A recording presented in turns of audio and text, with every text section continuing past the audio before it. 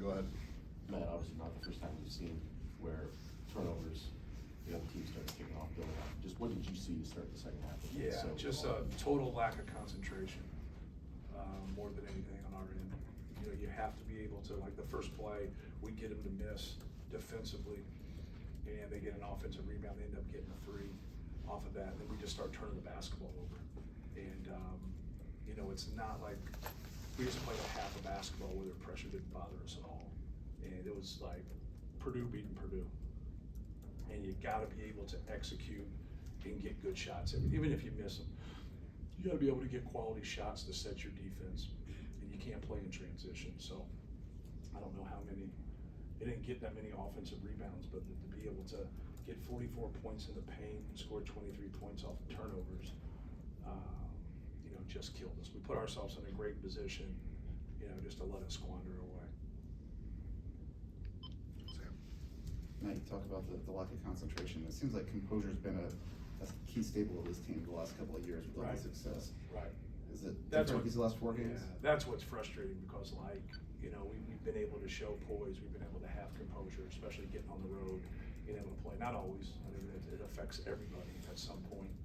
And to say we lost our composure is an understatement. You know, we started dribbling into things that we shouldn't, like our ball movement wasn't good. But we have to do a better job.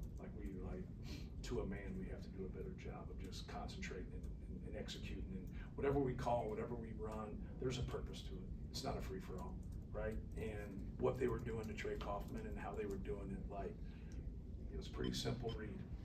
It's not a hard read. If they're not gonna let you get in there and do it, you pass the basketball and someone else is gonna shoot it. And what we were doing to go against it, to get open looks, you just had to make simple fundamental plays. And we didn't make that, and then we didn't get good point guard play.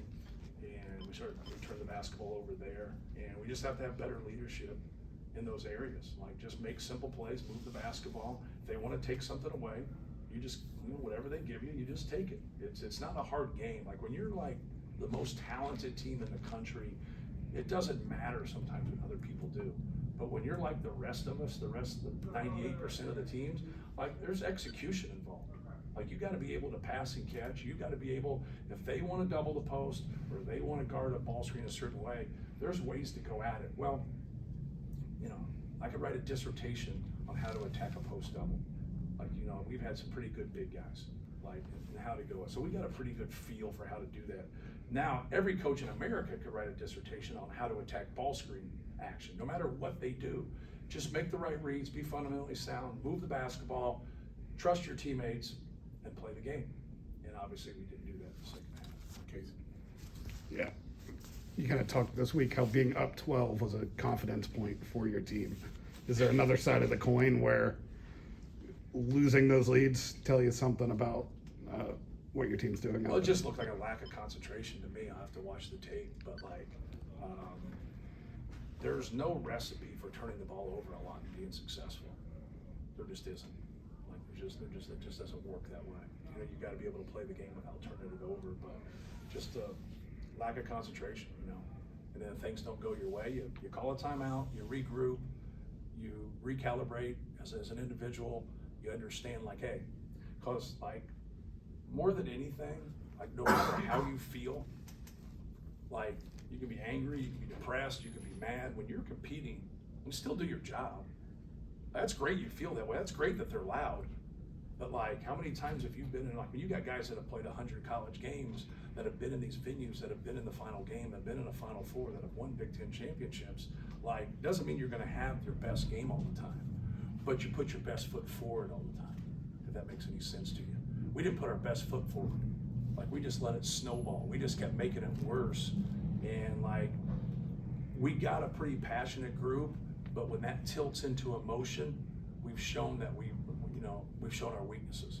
And any good team or any good individual player, and it's always coach driven, like, you're getting them, trying to get them to play to their strengths. When you hear coaches talk about role definition, about what to do, all they're doing is trying to get their players to play to their strengths within the individuals on their team. So as you establish your 2, 3, 4 best guys, especially from a scoring standpoint, now you got to be able to fit in there and be able to piece that. But in no situation do you say, like, you know what, He turns it over a lot. That's my guy. I want him. Like that's crazy. But like when we got guys turning the basketball over or not making good decisions that have carried the water for us, like that's hard to take because you've seen them do special things. Like Braden Smith, Trey Kaufman-Wren have done special things for us. They've been fabulous for us. Like I'm fortunate enough to coach them. But with that being said, you got to be accountable. And tonight, we weren't. Like we did not play to our strengths. Now, right now, what would you say your mood is? Is it frustrated, baffled, angry, worried, combination, or you just want to go on to the next one? Yeah, no, all those. You got them. You know, get a couple more in there. Yeah, you go to the drawing board, but at some point, when you get to these situations, it's like, your best is always good enough.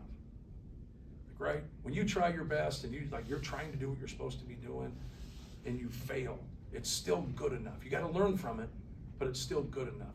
When you don't put your best foot forward and you don't concentrate, it's not good enough. Like you got to be able to go back and understand, like, hey man, I can't put myself in this position. And so no different than reading a book the second time or watching a movie that you saw 12 years ago. You get to certain points and you're like, man, I forgot about that. I forgot about that, because that's the way the mind works. The mind works. It doesn't remember everything. It doesn't recall everything. It's like when someone goes up on a stand and they're in a courtroom and it was 20 years ago and they say, well, what happened here? Like how they recall something 20 years. When you got guys that have performed and played at a high level, been very successful, and good guys, like we don't have selfishness. Like we don't have that. That isn't an issue with us. We have an accountability issue and a concentration issue where guys aren't concentrating to do their job on both ends. But yet, when they do, we're pretty damn good. We're a good basketball team. But we can't allow the ball to be in the paint. We don't have rim protection. So when we go against how we're doing stuff and we allow the ball to get there, we're not going to have success. They're not a prolific three-point shooting team. So now they make a couple, and then our guys act like Reggie Miller hit 10 threes.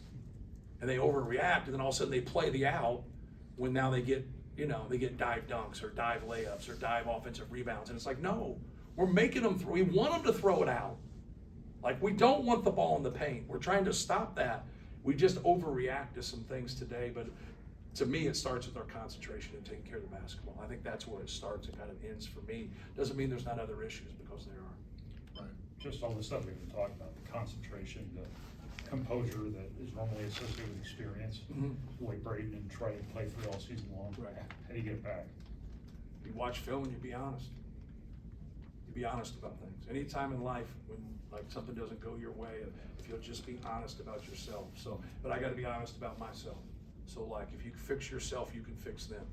So like you got to make sure you're going into it, and with the personnel we have, we're doing the right things to help them. All right, but I know this, no matter what you decide as a coach, if you don't have 100% buy-in and they don't do their job, you are going to fail, especially on the road. Sometimes you can make more shots, you can be at home, you're better than the opponent, whatever it might be, combination of all those, and then you think what you're doing defensively or what you're doing in a certain area is okay. It's not okay. You still won, but it's not okay. It's gonna get you at a certain point. Well, in this scenario, obviously, it all snowballed in the wrong direction. Matt, I know this is putting you on the spot a bit, but just with as long as you spent coaching in the state, with the coaching situation at IU, just kind of curious what your thoughts are on the job and maybe its place within the college basketball landscape right now. Yeah, I really don't have a thought on the job. Obviously, we compete against them and they're our rivals, and they're the guy that's the coach here is a peer of mine. Like even though you compete and want to beat somebody, you want to see other people be successful and keep their job, just like any of you guys would think the same thing about the other people sitting to your left and right. So it's like anything. Like you got to get a good person, you got to get a good coach, you got to get a guy to understand it. They've had a lot of turnover, obviously. I think you got to look at some of the common denominators here more than anything. I think that's an important piece right here. Like don't beat yourself. Like don't beat yourself. Like let's support somebody. I gotta try that out for once every now and then. When shit goes wrong, like whatever, you think Purdue fans are happy about what just happened? Like you like, see, a fan base isn't the people that tweet. A fan base is the people when you're bleeding, they support you. Like, they jump in and off, they jump on and off things here, way too much. Like, support your coach, man, support your players. Don't tweet negative things about them. Like, be supportive. Like, see how that works for you. But they build them up, like, and they overdo things. Like, quit overdoing shit. Just accurately, like, talk about what's actually happened. Like, don't like get like recruits and like that's Michael Jordan, Scottie Pippen. Then they come out here. Well, they're not Michael Jordan, Scottie Pippen. They're good college players. Like, and then they build it up, and then they go, well, what's wrong? Well, they're part of it, but it's not their total fan base. It's just that everyone has a bad percentage of their fan base now because of Twitter. And then we think that's their fan base. It's not our fan base. It's not their real fan base either. And so I think that's an important piece. But it's hard for young people to hear all that and then go out and collectively play like, hey man, we're playing for you guys, but you dog us when we lose, and then we're the best when we win. Well, we're somewhere in between, right? So like, I think they need to learn from some of those things and support Scott Dolson and support the new coach and support the staff, but also kind of be grounded with everything. And they'll be able to, I think they'll be able to have success. It's just a different world now. We have 18 teams, right? We're going to go into the name, image, and likeness, and some changes are going to be made here in April. So it'll be real interesting to see just the landscape for everybody. Nathan, last one. I'm just curious what explanation they gave you about that flagrant review that they did early in the game with Yeah. Beal and First. They gave you an explanation why Yeah, they just called he that just said foul. he kicked him. When I went back and watched it, like they said he was going and he just pushed back to run when he kicked him. But so like my whole thing is, and I'm 50 feet from it, even though I've watched it. It is what it is. Like, it's basketball, it's competition, it's not that big a deal. But they got the rules all skewed. Like Trey Kaufman might have elbowed that guy in the head. He's shooting a jump hook. And I got it. Like, but when I turn to go and shoot, and I shoot a jump hook, and you got your face right there, he didn't like haul off and elbow somebody on purpose, and he didn't have the ball in his hands. And so like now they get free throws for that. I don't want free throws from this if that's not the play. But that's not a basketball play, and ours is a basketball play. He's shooting a jump hook. He's not on the ground like you know what I mean? Like, and so I don't know. It's probably the only committee I haven't been on. It's the rules committee. I'll probably end up going there, but it's frustrating how things get called at times. It really is when they can go to the monitor. Like, I think if I reffed a game, I think I would mess up a lot of shit.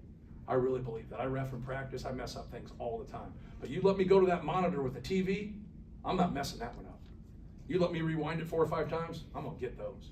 But I think our rules are like skewed. I don't think they understand like basketball plays versus we had a guy get 2-hand push in our Michigan game, just 2-hand push, non-basketball. They went there and they're like, nah, just a common foul. I mean, I went back and watched it. It was just ridiculous. It's like, man, that guy, if he got pushed and went into somebody, like, he'd be seriously hurt. It's not a basketball play. So, like, or maybe I'm all wet and I don't know the rules, right? But, so, I don't think it's 20 points difference, right? No. So, thank you guys. Thanks,